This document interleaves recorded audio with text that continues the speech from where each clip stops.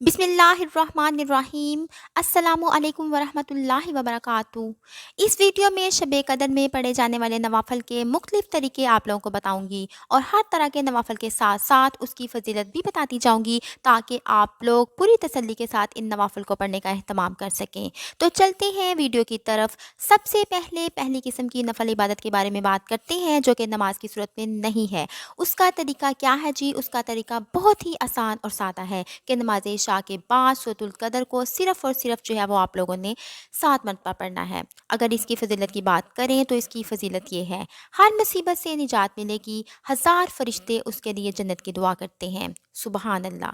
दूसरे तरीके पे आ जाएं जी। दूसरा तरीका ये है कि 2 रकत नफल नमाज आपने इस तरीके से पढ़नी है कि हर रकत में अल्हम्दुलिल्लाह के बाद एक बार सूरतुल कदर और 3 बार जो है वो सूरत इखलास पढ़नी है। इसकी फ़जीलत, शब कदर का सवाब हासिल होगा, एक शहर जन्नत में दिया जाएगा जो मशरिक़ से लेकर मगरिब तक लंबा होगा। सुबहान अल्लाह। इसके बाद तीसरी किस्म के नवाफिल के बारे में बात करते हैं। इनको पढ़ने का तरीका ये है, हर 2 रकत नफल नमाज जो है वो आपने इस तरीके से पढ़नी है कि हर रकत में अल्हम्दुलिल्लाह के बाद 7 बार सूरतुल कदर और 7 बार ही जो है वो सूरत इखलास पढ़नी है। उसके बाद सलाम के बाद इस्तग़फ़ार और दरूद शरीफ पढ़ना है। इस्तग़फ़ार और दरूद शरीफ जो है वो आप कम से कम जो है वो 100 मरतबा पढ़ें और दरूद शरीफ जो है वो कोई सा भी आप लोग पढ़ सकते हैं।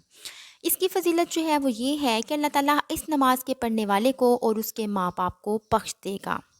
उसके बाद 4 रकत नफल नमाज अदा करनी है। 4 रकत नफल नमाज अदा जो है वो करने का तरीका ये है कि हर रकत में अल्हम्दुलिल्लाह के बाद 3 बार सूरतुल कदर और 7 बार जो है वो सूरत इखलास जो है वो आप लोगों ने पढ़नी है। ये सब के सब नवाफिल बहुत ही ज़्यादा फजीलत रखते हैं, इसलिए रमज़ानुल मुबारक की ताक रातों में और ख़ास तौर पर शब कदर में इन सब को पढ़ने का ज़रूर एहतमाम करें। अल्लाह ताला हम सबको अमल की तौफ़ीक़ अता फ़रमाए। आमीन।